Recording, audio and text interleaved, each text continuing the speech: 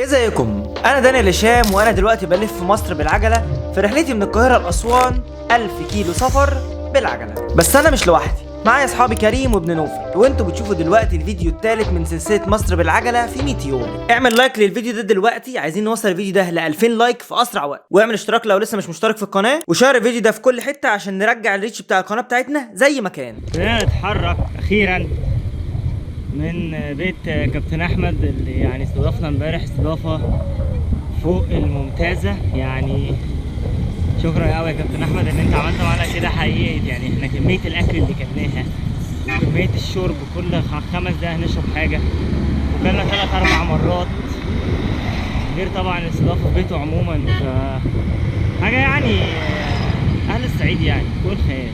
واحنا كده خلاص ابتدينا نتحرك، وان شاء الله الوقفه بتاعتنا الجايه قبل مغاغه ان شاء الله. هنمشي النهارده مسافه بسيطه حوالي 30 كيلو او 35 كيلو، وهنقف يعني قبل مغاغه. وبعد ما مشينا 170 كيلو من القاهرة تقريبا وصلنا قرية تبع محافظة بني سويف اسمها الفن. يا ما صنتو يا ما قدرتو وكنت فاكره سابني وبقيلي كله بعني. احنا دلوقتي في يعني قرية تبع الفشن اسمها كفر درويش. هو الفكرة انه من الحاجات اللي مبوظة شوية المتعة درجة الحرارة عالية. يعني مش متخيل كمان لما على الطريق هتبقى عاملة ازاي. احنا هنا وسط زراعة زي ما انتوا شايفين كده، شايفين الزراعة عاملة ازاي، والجو حر. انا مش متخيل بقى الطريق لو معلوش زراعة او الناس اللي ساكنة في مدن صحراوية شوية الجو عندها عامل ازاي دلوقتي. بعد ما اتحركنا بالعجل من القاهرة في اتجاه اسوان، انا ونوفل وكريم كان عندنا حماس كبير للعظمة اللي هنشوفها على الطريق. انا مش مصدق ان احنا خلاص مسكنا الطريق من جديد والله. الواحد اول ما قعد على الكرسي حس بالحريه. دي الحريه. اول حاجه فاجئتنا وسط بساطه وهدوء الطريق الزراعي كان الحفله اللي عاملينها بياعين الفخار الجامدين دول، واللي بيقضوا كل الايام بتاعتهم بالروح الحلوه دي.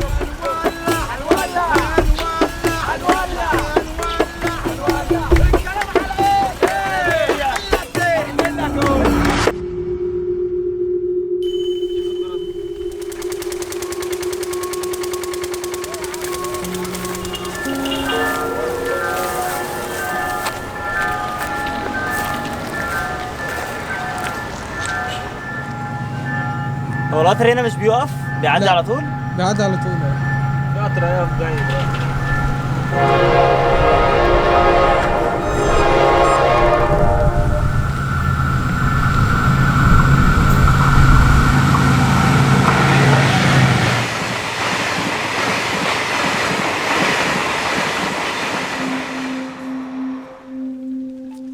وبعد ما قعدنا في القريه وقت كبير ابتدينا نحتك بالناس اكتر، وده خلانا نسمع ونشوف مشاكل الناس هناك ومعاناتهم.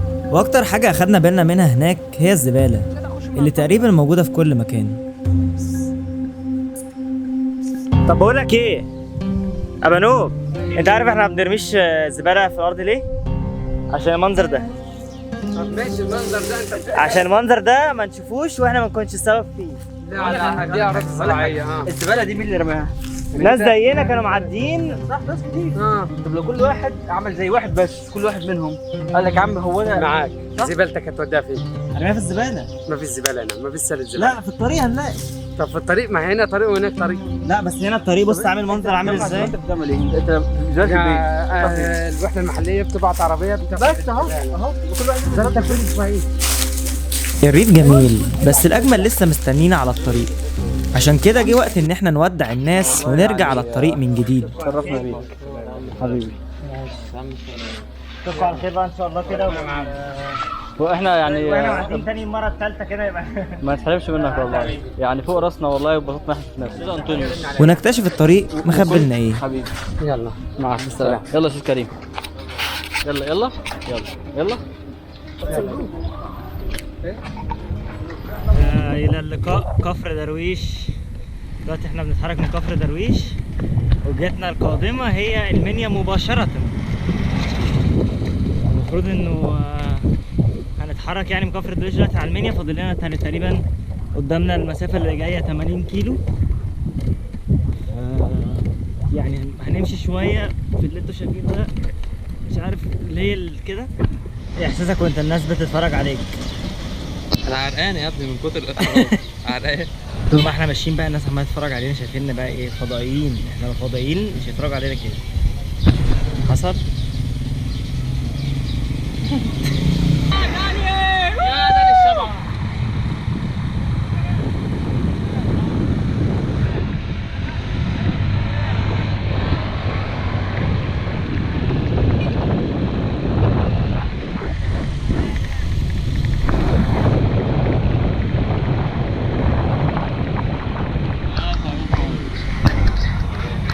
عايزين بقى ايه؟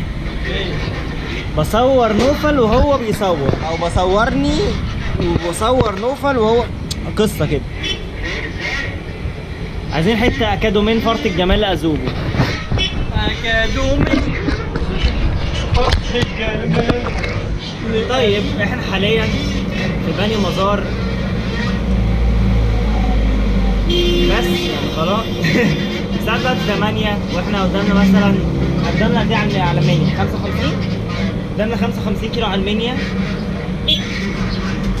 بس. نصور كلام موجود.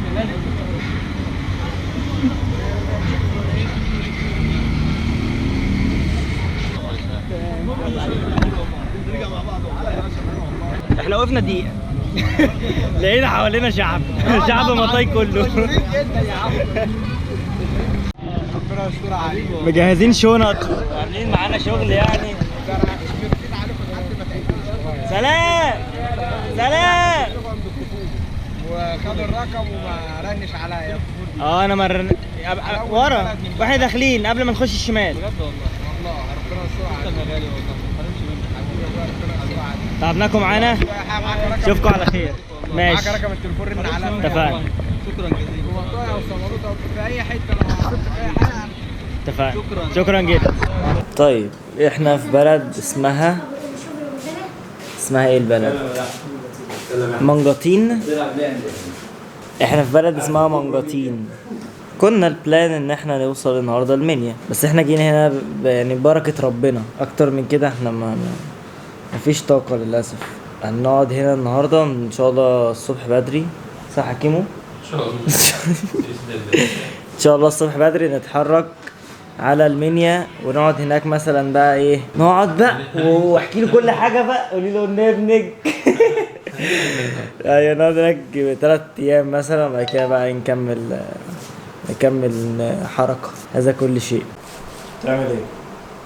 وسعت اهو عندي سرير. ترميها كده يعني. مش عارف اقول لك ايه. اسمك ايه؟ احمد. انت منين يا احمد؟ منجطين. اسمك ايه؟ طيب احنا اخدنا دش سخن لذيذ. مضطرين بقى ايه ان احنا ننام عشان نتحرك الصبح. معانا الساعة دلوقتي بعد عدد 11. الساعة دلوقتي 11 وتلت. فكده يومنا النهارده خلص. هنصحى الساعة كام الصبح؟ 6 مثلا ان شاء الله. نصحى 6 قد من اللي ماشي. وايه نشوفكم الصبح. دلوقتي احنا بنتحرك من صمالوت رايحين منيا، بس هنمشي من طريق داخلي كده عشان نصور براحتنا ونلاقي حاجات اكتر نصورها اكتر من الطريق اللي بيبقى بره على الزراعي يعني. اللي قدامكم دي تبان ارض زراعيه، لكن للاسف هي ترعه وطالع فيها ورد النيل. ورد النيل ده يعني مضر جدا للترع، لانه لو الترعه مثلا فيها اي حاجه عايشه هي بتموتها. بتشرب الميه جامد، فبتخلي بدل ما هي ترعه هي بقت شويه ميه راكده وكلها ورد وكلها زرع. ممكن شكلها يكون جميل لكن بتضر الناس اللي في الارض اللي جنبها يعني، عشان بيرموا فيها بياخدوا ميه منها يستخدموها في الري.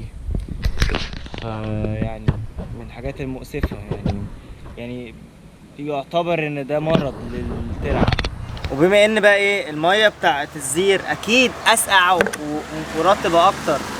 بصوا عامه احنا ممكن ندلق الميه على الزير عشان نساعد الميه تسقع. نروح جايبين ايه نملى بقى الازاز بتاعتنا. وقعت نص الميه. ايوه الميه ببلاش بقى.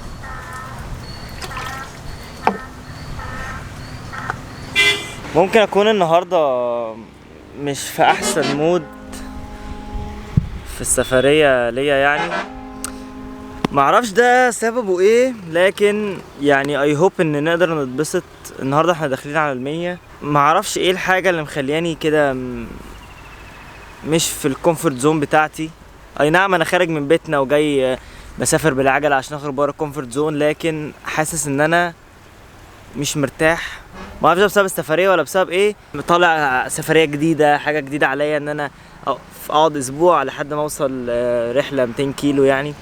بس رحله لسه مكمله، احنا النهارده داخلين المنيا. الرحله عموما ابتدت اوفيشالي من الفلوج ده، لكن الفلوج اللي فات كان فيه شويه حاجات اللي هو السبليت بين ان ازاي فرح ديفيد اخويا كان امبارح وانا النهارده في رحله على الطريق. فلو محدش شافه ترجع تتفرج عليه. العجله بتاعتي انتوا متعودين على شكلها، بس عموما يعني سريعا الشنطه اللي ورا دي في شنطه فيها الهدوم، والشنطه اللي فوق فيها ادوات ليه علاقه بصنع الفيديوهات وعمل الفيديوهات، زي مثلا اللابتوب والشواحن والحاجات دي. وبعد كده شنطه الكادر دي محطوط فيها، بحط هنا الموبايل مثلا والكاميرا. مش بقدر احط الموبايل فوق قوي عشان الشمس، وانا غيرت شنطه الكادر عموما، رجعت القديمه عشان حجمها اصغر شويه، ما كنتش محتاج حاجه كبيره. الشنطه اللي قدام دي بحط فيها الكاميرات بتاعتي، المحفظه، الكمامه لو داخلين اي مكان، الادويه بتاعتي عشان ما انساهاش، نضاره الشمس، نضاره التكبر دي انتوا عارفينها طبعا. بس وهنا بقى تحتيها في السلينج باج والخيمه بتاعتي والعصيان بتاعه الخيمه. ماشي. عارف احسن حاجه هنا ايه؟ انك بتشم هوا نضيف. والحاجه التانية الناس كلها الصبح بتقول لبعض صباح الخير، طول احنا قاعدين صباح الخير يعني انا اخر مره حد قال لي في مدينه او في القاهره بشكل خاص صباح الخير، تصدق محدش قال لي قبل كده صباح الخير في القاهره.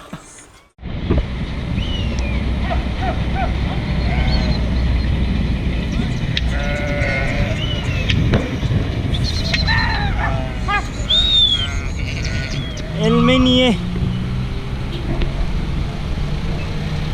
عشيا كيمو فاينالي وي ار هير ات المنيا.